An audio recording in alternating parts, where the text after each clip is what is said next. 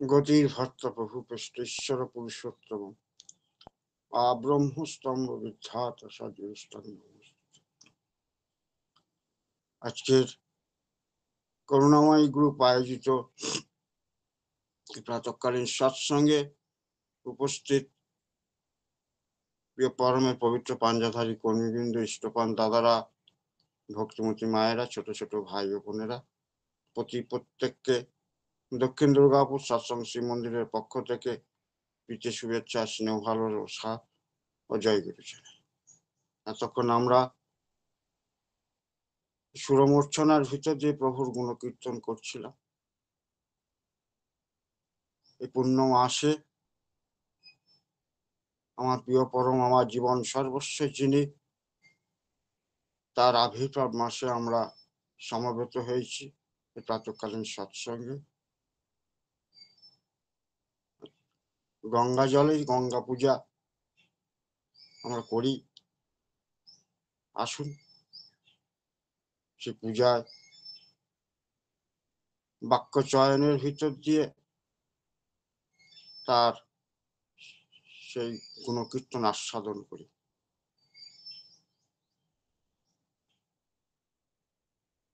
শ্রী ঠাকুরের অনুকূলচন্দ্রের শ্রেয়স্থলিখিত গ্রন্থ সত্যানুসরণে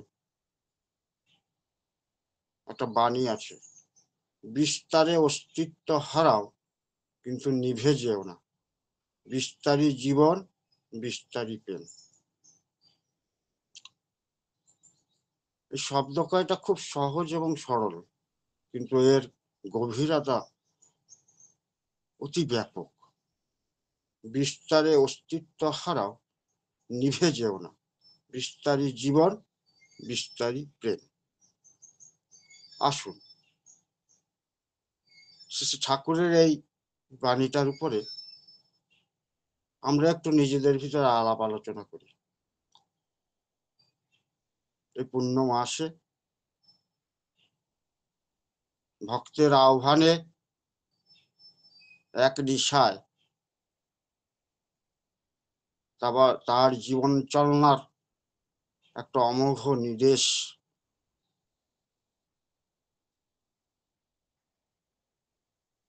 তিনি তুলে দিয়েছিলেন, যা সাহিত্য রূপে বঙ্গ তথা বিশ্ব সাহিত্যে এক বিশেষ স্থান করেছে এই সত্যানুসরণ গ্রন্থ। আমাদের প্রতিটি জীবনের জীবন চলনা কেমন হওয়া উচিত, সত্যানুসরণ গ্রন্থের প্রতিটি ছাত্রছাত্রী কিন্তু সেটা আমরা পাই। বিস্তারে অস্তিত্ব হারাও কিন্তু নিভে যেও না, বিস্তারী জীবন বিস্তারী প্রেম। ভগবান শঙ্করাচার্য পরিব্রজে বেরিয়েছেন, সঙ্গে তার দুই শিষ্য। গ্রীষ্মের প্রখর তাপদাহ যখন এই ধরাকে পুড়িয়ে খাক করে দিচ্ছেন, দুর্গম মরুপ্রান্তরের ভিতর দিয়ে ভগবান চলেছেন তার দুই শিষ্যকে নিয়ে।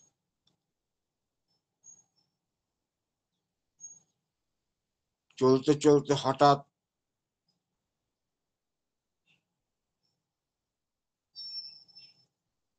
প্রভু একটি গাছের তলায় গিয়ে দাঁড়ালেন। দূরে একটি গ্রাম দেখা যায়। তিনি স্বয়ং শিষ্যদের বললেন, ওই গ্রামে আমার এক জমিদার আছে, সে বহুকাল আগে আমার কাছ থেকে নাম পেয়েছিল, ভগবানের নাম পেয়েছিল। তার বাড়িতে যাও, তাকে সংবাদ পাঠাও, আমি আজকে তার বাড়িতে মাধুকরী গ্রহণ করব। প্রভু আজ্ঞা দিলেন, শিষ্যরা চললেন, দুই শিষ্য চললেন সেই গ্রামেতে। ক্ষুধায় তৃষ্ণায় ক্লান্ত শিষ্য দুইটি সেই জমিদারের বাড়িতে গিয়ে জমিদারের বাড়ির ফটকে গিয়ে বাধাপ্রাপ্ত হলেন রক্ষী দ্বারা। রক্ষীদের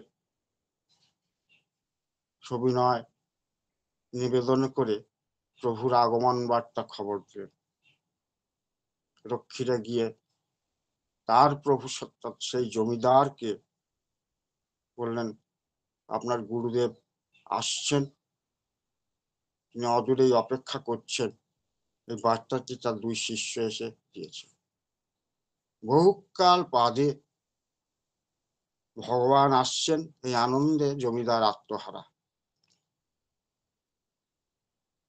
তাড়াতাড়ি ছুটে বেরিয়ে আসলেন, সে শিষ্যদের সঙ্গে কথা বললেন, তাদের বলেন তাড়াতাড়ি আমার প্রভুকে নিয়ে আসো।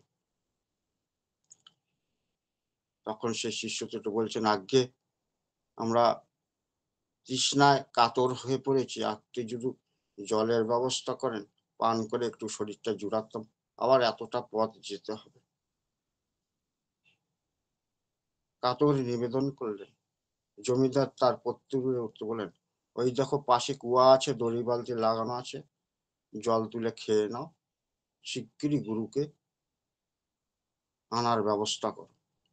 বলে জমিদার অন্দরমহলে চলে গেলেন।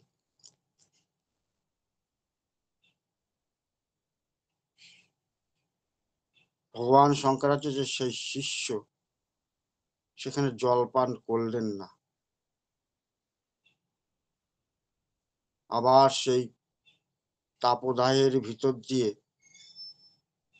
হাঁটতে হাঁটতে ক্লান্ত অবসন্ন দেহে প্রভুর সকাশে যখন আসলেন,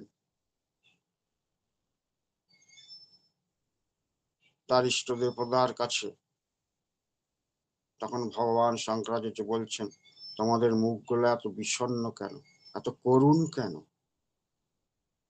শিষ্যরা বলতে চাইছে না। তখন সত্যি কথা বলো, কি কারণ ঘটেছে? নিশ্চয়ই কোনো ঘটনা ঘটেছে, তাই তোমাদের মুখগুলো এত বিষণ্ণ, এত করুণ। তখন সবিস্তারে যখন যা নিবেদন করলো, প্রভু বললেন, আমি সেখানে যাব না, চলো আমরা এগিয়ে যাই। শিষ্যরা প্রমাদ গুনলেন, বলে সে কি, আমি সংবাদ দিয়ে এলাম, আপনার বার্তা দিয়ে আসলাম। বলে না, আমি যাব না, কারণটা আমি পরে বলছি, চলো আমরা এগিয়ে যাই। ভগবান শঙ্করাচার্য সেই বাড়িতে আর গেলেন না। আবার অনেকটা রাস্তা অতিক্রান্ত হওয়ার পর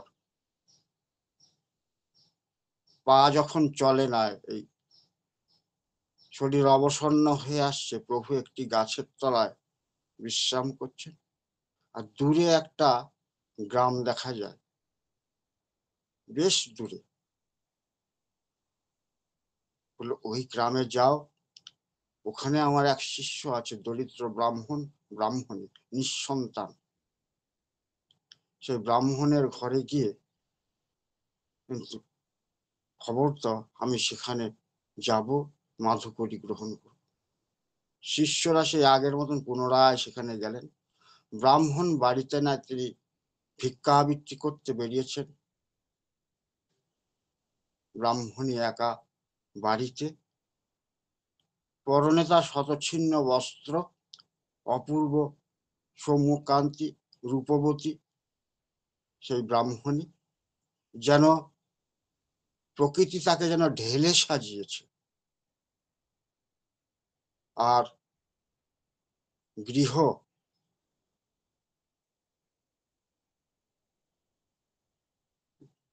রাতের আধারেও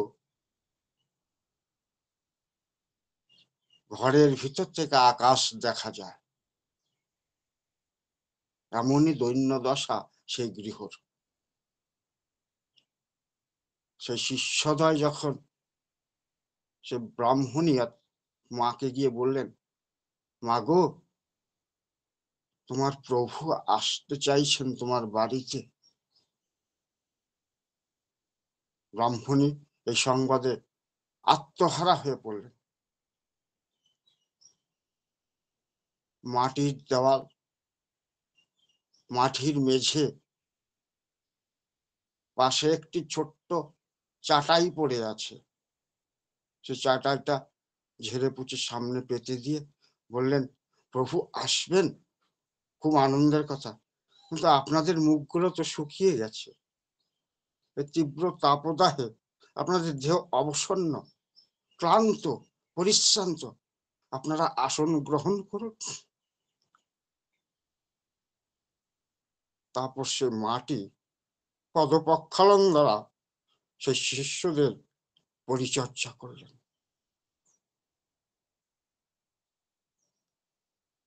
তারপরে ঘরে যৎসামান্য একটু গুড় আর এক ঘটি জল তাদের সামনে এনে দিলেন। আপনারা এটা গ্রহণ করুন, বিশ্রাম করে আমার প্রভুর সকাশে যান, তাকে নিয়ে আসুন। ব্রাহ্মণ বাড়িতে নাই, আমি যথাসাধ্য প্রভুর সেবা করার অধিকার যাতে পাই, এ থেকে যাতে বঞ্চিত না হয়। শিষ্যদের মুখ আনন্দে উজ্জ্বল হয়ে উঠল, সরে গেল ক্লান্তি। তারা বিশ্রাম করে প্রভুর সকাশে গিয়ে নিবেদন করে। আর রিক্ত অবসরে সেই ব্রাহ্মণই চললেন তারই গ্রামের এক জমিদারের কাছে। দুশ্চরিত্র লম্পট সেই জমিদার, হেন কুকর্ম নাই সে করে, আর মেয়েদের সম্মান বলে তার কাছে কিছু থাকে না। তার প্রবল আকর্ষণ ছিল সেই ব্রাহ্মণীর উপর, তাকে উপভোগ করবে বলে। কিন্তু সেই ব্রাহ্মণী মায়ের সতীত্ব, তার নিষ্ঠা, স্বামী নিষ্ঠা, জমিদার তাকে স্পর্শ করতে পারে না। ব্রাহ্মণী চললেন সেই জমিদারের কাছে, গিয়ে বললেন, আপনি আমার রক্ষক এই গ্রামের, আপনি আমাকে অনেকবার আপনার ইচ্ছা পূরণ করবার প্রকাশ করেছেন, কিন্তু আমি সেতে বাধা হয়ে দাঁড়িয়েছিলাম। আজকে আপনার মনোবাঞ্ছা আমি পূর্ণ করব আজকের রাতে, তার পরিবর্তে আমার গুরু সেবা থেকে যাতে আমি বঞ্চিত না হয় তার ব্যবস্থা আমাকে করতে হবে।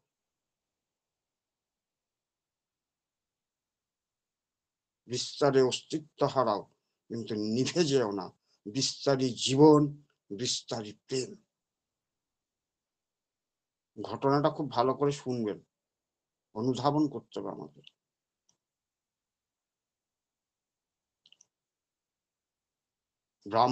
সেই জমিদার তখন নিজের আর আনন্দ ধরে না।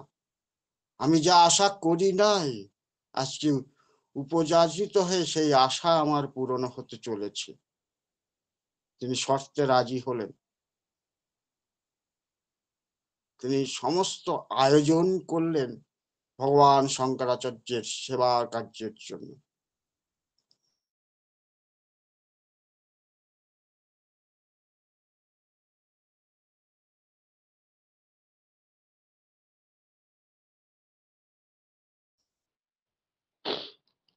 ব্রাহ্মণ সেদিন ভিক্ষা পাত্রখানি তার পূর্ণ হয় নাই, খালি হাতে তিনি ফিরে আসছেন। যখন তার গ্রামের নিকটবর্তী অংশে এসে গেছেন, তখন দেখছেন মনে হয় তার বাড়িতে কিছু একটা ঘটনা ঘটেছে। এত হইচই, এত কোলাহল কেন? দুশ্চিন্তায় দুশ্চিন্তায় যখন বাড়ির নিকটবর্তী হলেন, দেখলেন সেই কোলাহলের মাত্রা যেন দ্বিগুণ হয়ে গেছে। যখন ঘরে তিনি প্রবেশ করলেন, তিনি হতবাক হয়ে গেলেন। এই দরিদ্র বর্ণ কুঠিরে তার প্রভু এসেছে,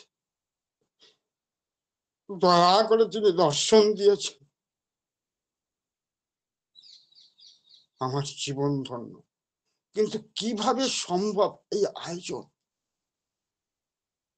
যখন স্ত্রীকে জিজ্ঞাসা করেন কিভাবে আয়োজন, স্ত্রী ইশারায় তাকে জানতে নিষেধ করলেন, পরে বলবো,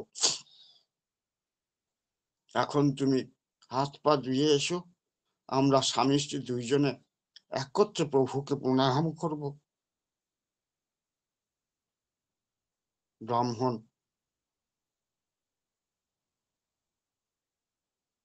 আর ব্রাহ্মণী পরিশুদ্ধ ভাবে এসে ভগবান শঙ্করাচার্যকে প্রণতি জানালেন, কুশল বার্তা নিলেন। তার আয়োজনের কোনো ত্রুটি হয়েছে কিনা সবাই স্তরে সব জেনে নিলেন।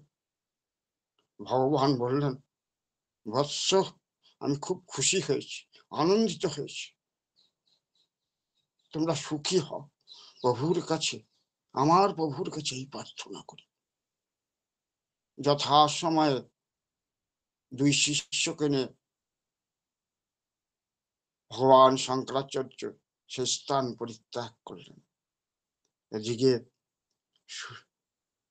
নিশা অর্থাৎ রাত্রি উপস্থিত হলো কালের নিয়মে। তখন ব্রাহ্মণী ব্রাহ্মণকে বলছেন, আমি একটি দুষ্কর্ম করিয়াছি, স্বামী আমাকে মার্জনা করিবেন। আপনি জানেন এই গ্রামের জমিদারের আমার প্রতি একটা আকর্ষণ ছিল, কিন্তু আপনার প্রতি নিষ্ঠা ভক্তি আমাকে সে কার্য হইতে বিরত করিয়াছিল। কিন্তু আজকে আমি একটি শর্তে তাকে আনন্দ দান করব, আজকের রাত্রের জন্য, যে আমার প্রভুর সেবার আয়োজন যাতে সে করে। আমার তো কিছু নাই, আমাদের তো কিছু নাই, প্রভু সেবা থেকে যেন আমি বঞ্চিত না হই। ব্রাহ্মণ বলছেন, ধন্য তোমার নারীত্ব, ধন্য তোমার সতীত্ব, সার্থক তোমার নারী জীবন। চলো, আমিও তোমার সঙ্গে সেই জমিদারের কাছে যাব। গিয়ে দূর থেকে আমি সমস্ত ঘটনার আদ্যপান্ত অবগাহন করব। স্বামী স্ত্রীতে প্রভুর প্রসাদ নিয়ে চললেন সেই জমিদারের কাছে। জমিদার তখন নাচ মহলে আনন্দেতে ব্যস্ত, তুমুল নাচ গান হচ্ছে, নৃত্য হচ্ছে। সেখানে গিয়ে দুইজনে উপস্থিত। জমিদার দেখলো আমার অভীষ্ট আমি যা পাইনি আজকে তা ফলতে চলেছে। উঠে দাঁড়িয়ে তাদেরকে ভিতরে নিয়ে গেল। সে মাটি বলছেন, ব্রাহ্মণী মাটি, আমাকে স্পর্শ করবার আগে আমার প্রভুর প্রসাদ আপনাকে গ্রহণ করতে হবে। কেন আপনি যদি আমার পাশে না থাকতেন, আজকে যদি আমাকে সহযোগিতা না করতেন, আমি প্রভু সেবা থেকে বঞ্চিত হতাম। আমার এই জীবন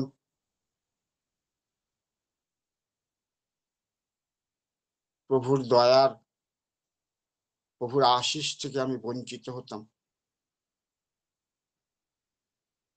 আর আপনার জন্য তার প্রসাদ নিয়ে এসছি, এটি গ্রহণ করুন। তারপর আপনার অভীষ্ট যা, আপনি যা খুশি তাই করতে পারেন। আমি আজকে এই কথা দিয়েছি, কথা রাখতে এসেছি। জমিদার তখন সে প্রসাদ নিয়ে যখন ভক্ষণ করলেন, সে ভক্ষণ করার ভিতর তার শরীরের ভিতরটা পরিবর্তন লক্ষ্য দেখা গেল। একটা শিহরণ জাগলো। সেই শিহরণের ভিতর যে ওটা শরীরটা থরথর করে কেঁপে উঠল। কাঁপতে কাঁপতে কাঁপতে কাঁপতে একটা ঘূর্ণনের সৃষ্টি হলো। ঘুরতে ঘুরতে ষষ্ঠাঙ্গে সেই ব্রাহ্মণের পায়ের কাছে লুটিয়ে পড়ে বললেন, মাতৃমন্ত্রে তাকে আহ্বান করলেন, বিস্তারে অস্তিত্ব হারাও কিন্তু নিভে যাও, বিস্তারিত জীবন বিস্তারিত প্রেম। ওম সর্বমঙ্গল মঙ্গল শিবে সর্বাত্ম সাধিকে শরণ্যে ত্র্যম্বকে গৌরী নারায়ণী নমস্তুতে। এই মাতৃবন্দনার ভিতর দিয়ে সেই ব্রাহ্মণের পদস্পর্শ করে সে মাতৃ মা মা বলে, আমার মা, আমার মা এসেছে, আয় তোরাকে দেখবি আয়। আনন্দে আত্মহারা হয়ে গেলেন সেই দুশ্চরিত্র জমিদার। খসে গেল তার জীবনের যত কালিমা।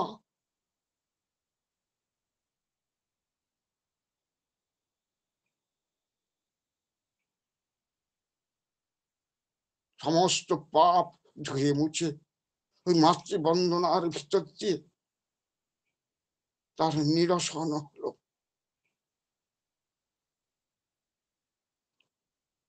এই তো জীবন। কেমন করে প্রভুর আশিসে তাকে আত্মনিবেদনের ভিতর দিয়ে তার সেবার জন্য যদি আমাকে নরকেও যেতে হয়, আমি যেন রাজি থাকি। প্রভুই যদি বলিস তাহলে থাকবি প্রতীক্ষায়। আলো জেলে সজাগ হয়ে এলেন বুঝি এই আশায়। প্রভু এসেছেন তার সেবা থেকে বঞ্চিত না হই। তাকে গুরুপদে বরণ করেছি।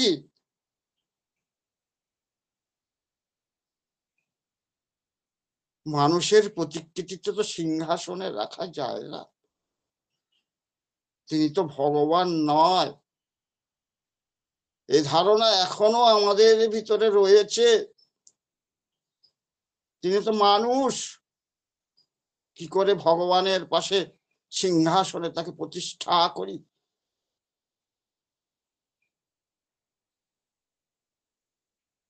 মানুষের বেশে মানুষের দেশে মানুষের মতন আচরণ করেন তিনি, এই নররূপে লীলা করেন তিনি। এই বোধটা আমাদের এখনো ঢোকে নাই। তাই প্রভুর আশিসটা আমরা পাই না। আর কবে পাবো? বিস্তারে অস্তিত্ব হারাও কিন্তু নিভে যেও না। বিস্তারী জীবন, বিস্তারী প্রেম। তিনি প্রেমময়।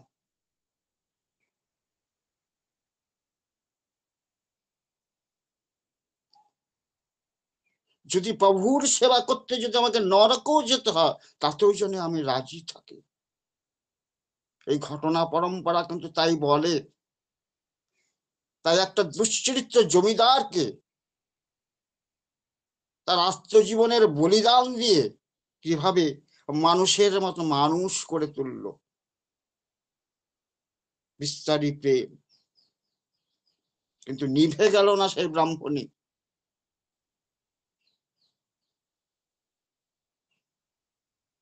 তাই আসুন আমরা প্রত্যেকে তাকে গুরুপদে বরণ করেছি, তাকে যাতে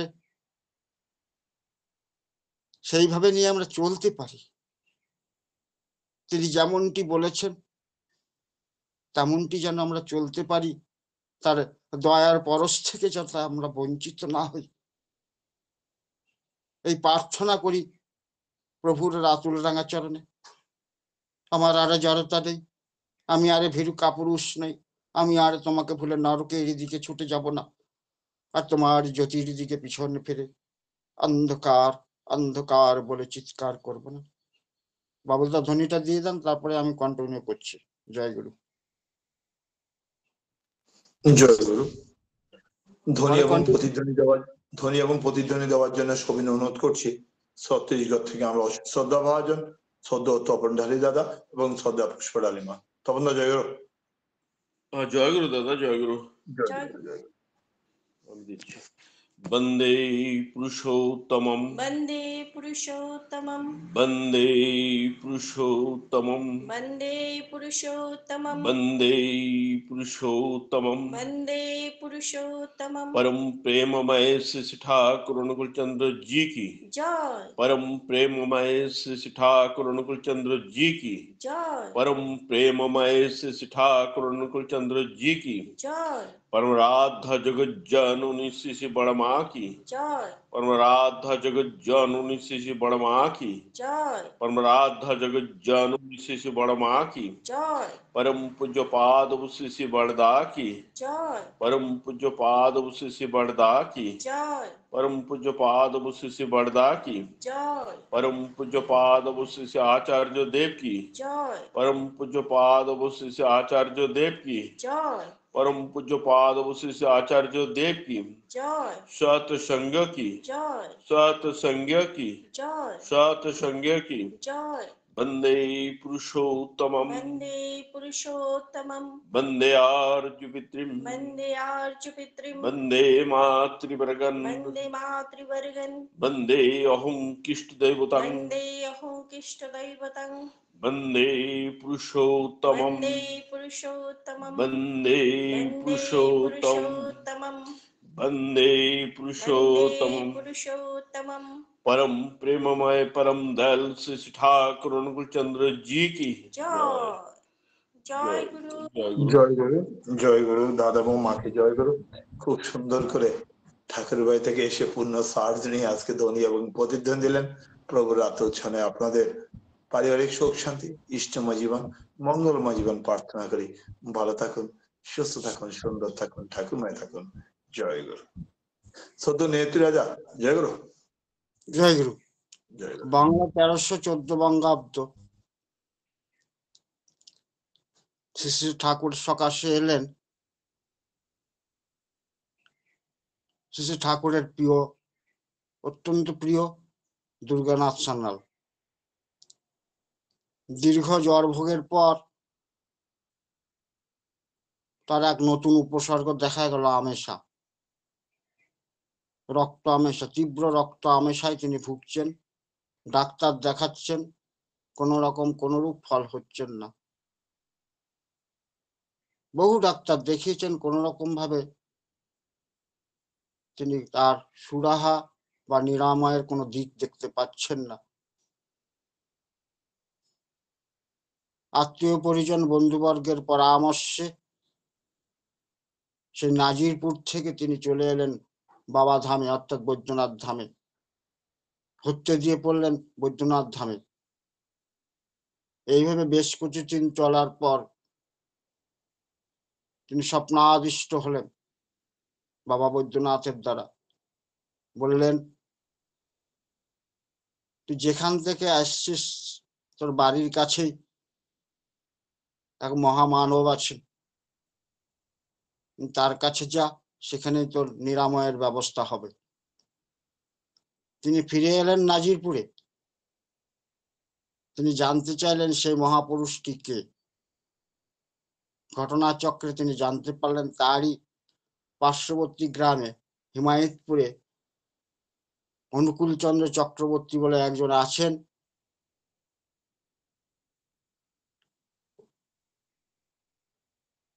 যাকে এখন সবাই ঠাকুর বলেন, ভগবান বলে মানে, জীবনের দিশা খুঁজে পাচ্ছে তার কাছে।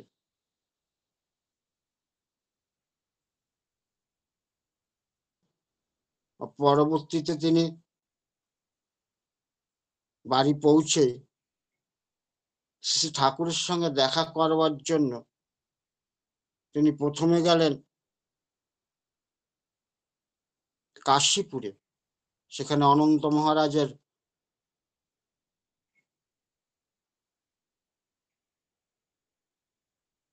ভাই অন্নদা রায় থাকে এবং তার এককালের সহপাঠী। তাকে নিয়ে ঠাকুরের উদ্দেশ্যে যাবেন। গিয়ে দেখেন, এই চিন্তা ভাবনা করে যখন তিনি দুর্গানাথ সান্যাল কাশীপুরে গেলেন, গিয়ে দেখেন সেখানে শ্রী শ্রী ঠাকুর এবং অনন্ত মহারাজ উপস্থিত। ঘটনা পরম্পরায় তিনি যখন সেখানে গেলেন, শ্রী শ্রী ঠাকুর অনন্ত মহারাজ দাওয়ায় বসে চিড়ে খাগড়াই খাচ্ছেন। ঠাকুর সোয়াল রাসে দুর্গানাথ সান্যালদাকে দেখে বলেন, আরে দুর্গাদা আইছে, দুর্গাদা আইছে, আসেন আসেন, দুর্গাদা আইসেন। এই বলে এই চিড়ে খাগড়াই তার মুখের মধ্যে কিছুটা দিয়ে দিল, আর তিনিও নিরুপায় হয়ে সে চিড়ে খাগড়াই খেতে শুরু করলেন। একবার অনন্তনাথ রায় দেয়, একবার ঠাকুর দেয়। হঠাৎ অন্নদা রায় ধমক দিয়ে বললেন, তোরা কি লোকটাকে মারবি নাকি? রক্তমশায় ভুগে ভুগে গোটা শরীরটা ফুলে গেছে, এগুলো খেলে তো এখনই মারা যাবে। তখন শ্রী শ্রী ঠাকুর তার থেকে বিরত হলেন।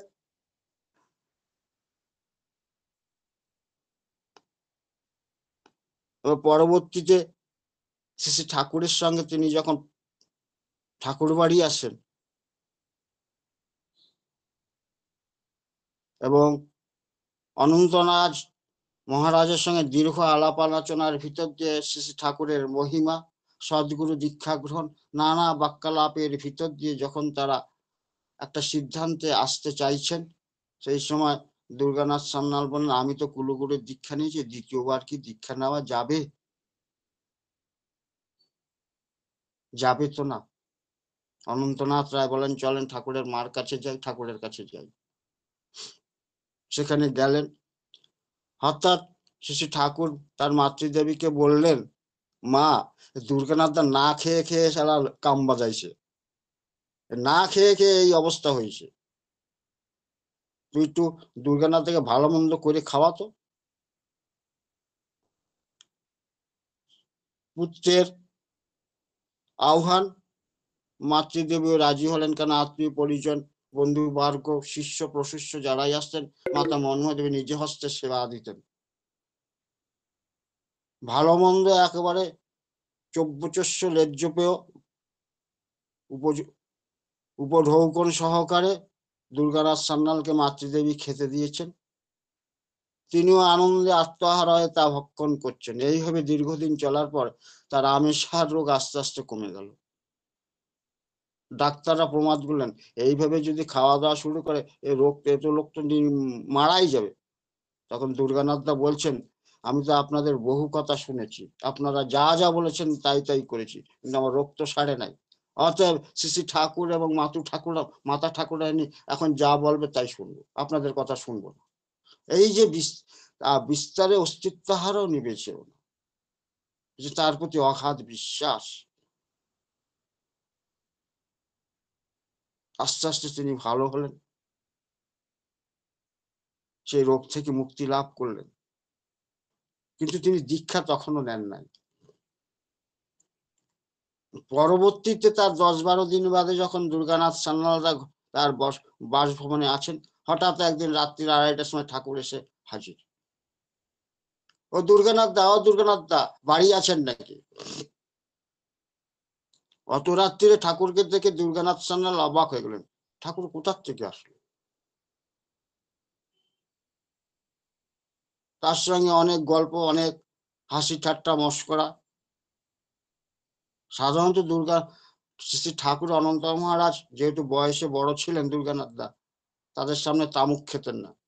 সেদিন বসে তামুক খেলেন, আর দুর্গানাথ দাও কিছু বলেন নাই, বরঞ্চ আগ্রহ সহকারে তামাক সেজে দিলেন। তারপর ঠাকুর বলেন, তাহলে এবার যাই, আমি এগোই বাড়ির দিকে। দুর্গানাথ দা বলছেন, সে কি করে, আপনি একা একা যাবেন, আমি আপনার সঙ্গে যাই। কথায় কথায় কথায় কথায় সে কিন্তু আপনার সেই হিমায়তপুরে ফিরে আসলেন। হিমায়তপুরে যখন ফিরে আসলেন, শ্রী ঠাকুর দুর্গানাথ দাকে বলেন, আমি বাড়ির দিকে যাই, ওই ঘরে অন্তা আছে, যার অন্তার সঙ্গে কথা বলেন গে যান। যখন অনন্ত মহারাজের দরজায় গিয়ে টোকা মারছেন, চোখ ঢুলু ঢুলু অবস্থা, অনন্ত মহারাজ দরজা খুলছে, পিছনে শ্রী ঠাকুর দাঁড়িয়ে আছে। দুর্গানাথ দা অবাক, কি করে সম্ভব? এই তো শ্রী ঠাকুর আমার সঙ্গে দীর্ঘক্ষণ কথা বললেন, তার সঙ্গে একসঙ্গে এলাম, তিনি তো ভিতর বাড়িতে গেলেন, তা এখানে অনন্ত রাজের মাঝে শ্রী ঠাকুর কি করে আসলেন?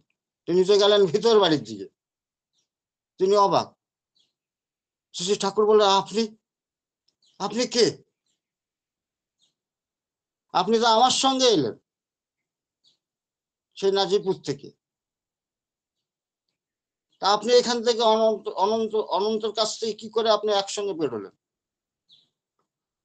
ঠাকুর আমি তো কোথাও যাইনি, আমি আর অন্তত শুয়েছিলাম।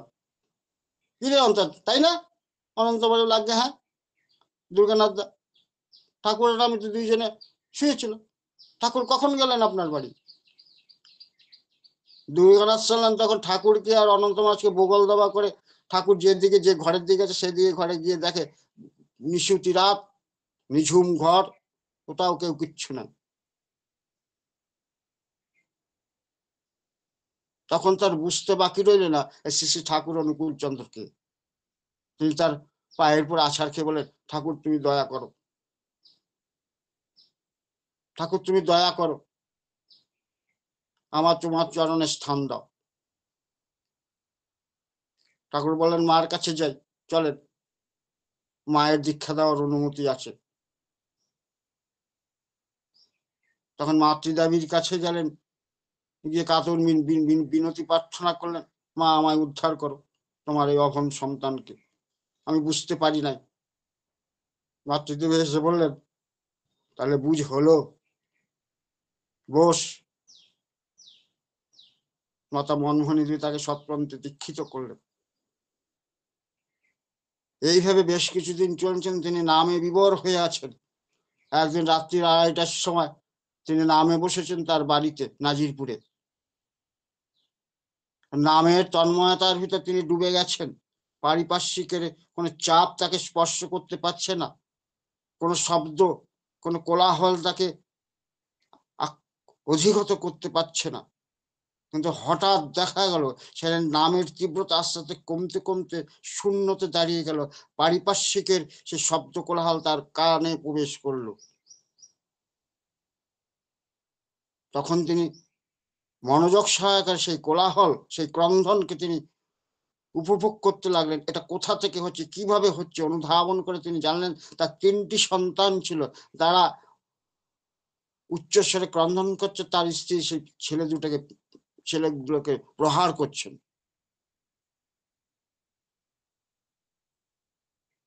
দুর্গানাথ সান্যাল পরম পিতার কাছে হাত জোর করে বললেন,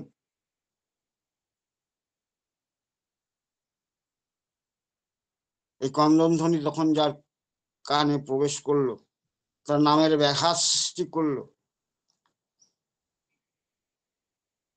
পরম পিতার কাছে প্রার্থনা করলেন, আমার এই সাধনার বিঘ্ন স্বরূপ এই সন্তানগণ মরুক, এদের আর আমার আবশ্যক নাই। কি নিরারুণ প্রার্থনা, সন্তানের মরণ কামনা। আগো মায়েরা, আমরাও কিন্তু এরকম করি। আমাদের সংসারে সন্তানরা যখন বেয়ারা হয়ে যায়, কথা শুনে না, তোরা মরলে বাঁচি, কখনো করবেন না এটা।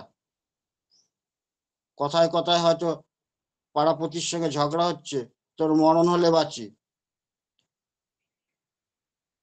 খবরদার এই রাস্তায় যেন আমরা না হাঁটি, ঠাকুর খুশি হন না। দেখা গেল অতি প্রত্যুষে, তখনও সূর্য দেবতা ওঠে নাই, সেই সন্তানটি অসুস্থ হয়ে গেলেন, তীব্র সর্দি কাশি জ্বর আর শরীরে তীব্র যন্ত্রণা। কাল বিলম্ব না করে শ্রী ঠাকুরের কাছে গিয়ে ছুটে পড়লেন, গিয়ে তার পায়ে আছাড় খেয়ে বললেন, ঠাকুর এ কি হলো, আমার সন্তান 3টে অসুস্থ হয়ে গেল কেন? হঠাৎ অসুস্থ হয়ে গেল, কালকে তো রাত্রে ভালো ছিল। ঠাকুর বললেন, দুর্গানাথ দা, আপনি বড্ড বড় অন্যায় কাজ করে ফেলেছেন। ওইরকম ভাব অবস্থায় পরম পিতাকে আর্জি জানিয়েছেন, আর এখন আপনি উদ্ধার পেতে চাইছেন, তাই না?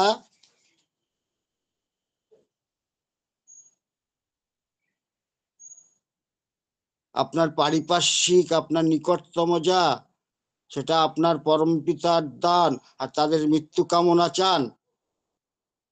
এখন কিভাবে রক্ষা হবে তাই নিয়ে ছুটে এসেছেন, সেটা হয়?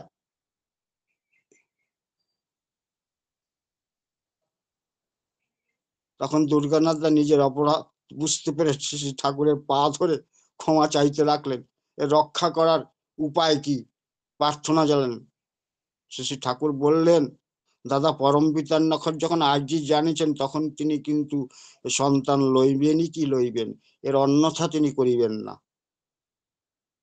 তবে আপনি যখন এত করে বলছেন আমি দুটো সন্তানকে ফিরিয়ে দিতে পারি, কিন্তু একটি তো দিতেই হবে, আর্জি যখন মঞ্জুর হয়েছে পরম পিতার দরবারে।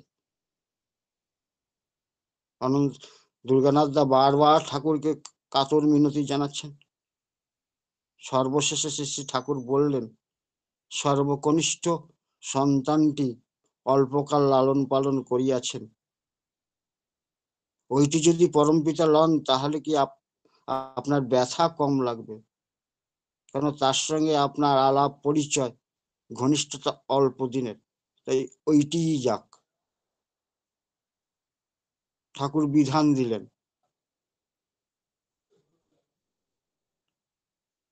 এই বলে শ্রী ঠাকুর তিনটি সন্তানকেই ওষুধ দিতে শুরু করলেন। আস্তে আস্তে বড় পুত্র মেজ পুত্র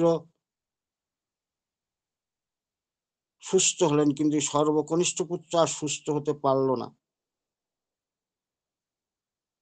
আর তার আত্মীয় পরিজন শ্রী ঠাকুরের সেই চিকিৎসার উপরে আস্থাশীল থাকতে পারল না, তাই তারা চাপাচাপি করে বাইরে থেকে ডাক্তার আনার ব্যবস্থা করলো। কিন্তু ডাক্তার যখন আসলো দেখা গেল ঠাকুরের চিকিৎসা যতটা একটু ভালো ছিল, ডাক্তার নিযুক্ত করার জন্য চিকিৎসার অবনতি তত তাড়াতাড়ি ঘটতে শুরু করলো। দিন ঘনিয়ে এলো তাড়াতাড়ি, কারণ জোর করলো। তখন শ্রী ঠাকুরের কাছে আবার তিনি গেলেন, যে সবিস্তারে সব বললেন। ঠাকুর বললেন, আপনি তাকে বাঁচাইতে চাইলে কি হবে, পরম পিতা তাহাকে নেবেনি, সেজন্য আপনার ইচ্ছার বিরুদ্ধে চিকিৎসার বিভ্রাট ঘটিল। আপনার পুত্র আগামীকাল 11টার সময় মৃত্যু হবে, ঠাকুর বিধান দিয়ে দিলেন। কিন্তু খবরদার আমাকে পিড়াপিড়ি করে তার আগে আপনার বাড়িতে নিয়ে যাবেন না। আমাকে যদি নিয়ে যান, যখনই আমি যাব ওই 11টার আগে, তখনই আপনার পুত্রের মৃত্যু ঘটল। কি নিদারুণ দৃশ্য। পরদিবসে শ্রী ঠাকুরের বাল্যকালের শিক্ষক পঞ্চানন মৈত্র, যার কাছে পড়াশোনা করেছিলেন শ্রী ঠাকুর, হঠাৎ শ্রী ঠাকুরের কাছে গিয়ে বললেন, পুত্রের অবস্থা খুবই খারাপ দুর্গানাথদার, আগে আপনি চলুন, আপনি না গেলে মহা বিপদে পড়বে দুর্গানাথদা। তার শিক্ষকের কথা তিনি ফেলতে পারলেন না। শ্রী ঠাকুর কিশোরী মোহনকে নিয়ে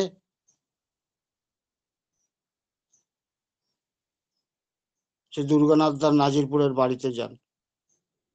শ্রী ঠাকুর যখন ঢোকেন তখন ঘড়িতে বাজে 11টা, আর সেই সময় পুত্রের নিঃশ্বাস বন্ধ হয়ে যায়, অর্থাৎ মৃত্যুবরণ করেন। দেখুন পরম পিতার সময়টা কিরকম, দেখুন তিনি কথা দিয়েছিলেন আগে যাবেন না, তিনি গেলেন ঠিক 11টায় দুর্গানাথদার বাড়িতে পা রাখলেন। আর সেই সময়তেই তার দুর্গানাথদার ছোট ছেলে ইহলীলা লীলা সঙ্গ করলেন। আশ্চর্যের বিষয়, তা দুর্গানাথ থেকে শোক স্পর্শ করতে পারে নাই। ঠাকুর দীর্ঘক্ষণ অবস্থান করার পর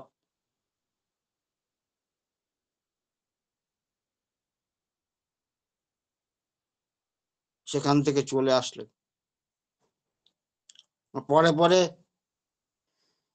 সেই সন্তপ্ত পিতা সমস্ত শোককে ভুলে গিয়ে ঠাকুরের সঙ্গ ধরলেন।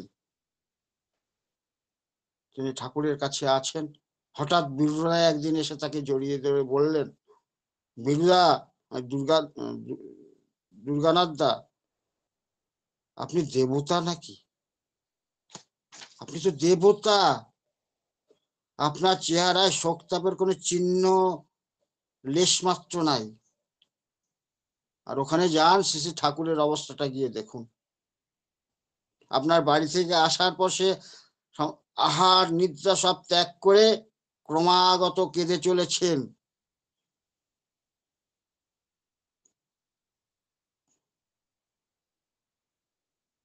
তার সামনে গিয়ে দাঁড়ান, তাকে সান্ত্বনা দেন।